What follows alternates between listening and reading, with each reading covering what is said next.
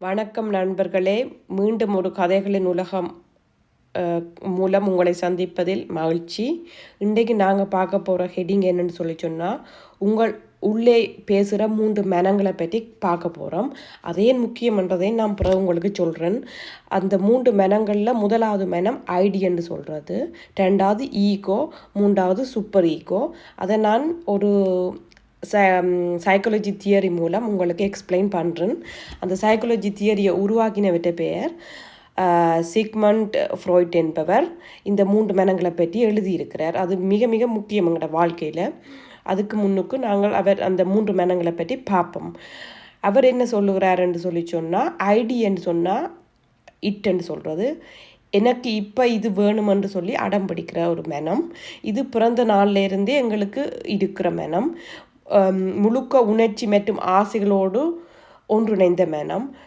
யோசிக்காது, நல்லது கெட்டது, உடனே எனக்கு அந்த என்ன விருப்பமோ அதை நான் அடையணுமென்று நினைக்கிறது. அந்த இன்ஸ்டண்ட்டாக இருக்கிற விருப்பத்தை அடையணுமென்று நினைக்கிற மனம். இன்பத்தை தேடுகிற மனம். உதாரணமாக சொல்ல போனால், குழந்தைக்கு பசிக்குதுன்னு சொன்னால் அது ஆளும். கோபம் வந்தால் நாங்கள் கத்துவோம். அப்படியானதை சொல்கிறது ஐடி இட்ன்னு சொல்கிறது. 2வது மனம் என்னென்று சொன்னால் சூப்பர் ஈகோ.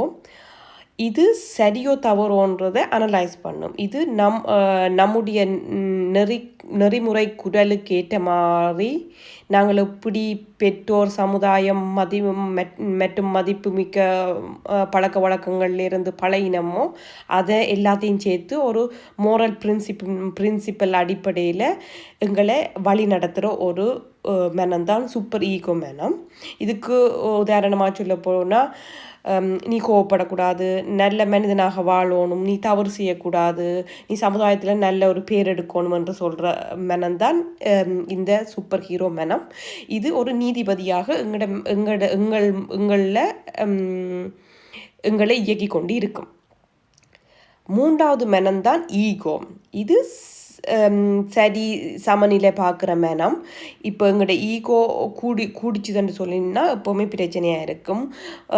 இது கிட்டத்தட்ட சொல்ல போன்னு சொன்னால் அந்த ரியாலிட்டி பிரின்சிப்பின் அடிப்படையில் அமையும்.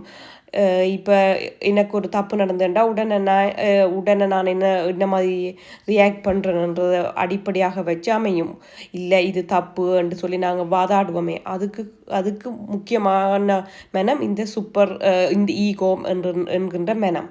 இதுக்கு உதாரணமாக நாங்கள் சொல்ல போனால், எனக்கு கோபம் வருகிறது, நான் கத்திட்டேன், எனக்கு அமைதியாக இருக்க முடியாது, அதால் நான் வெளியில் போயிட்டேன், கிளாஸுக்கு வெளியில்.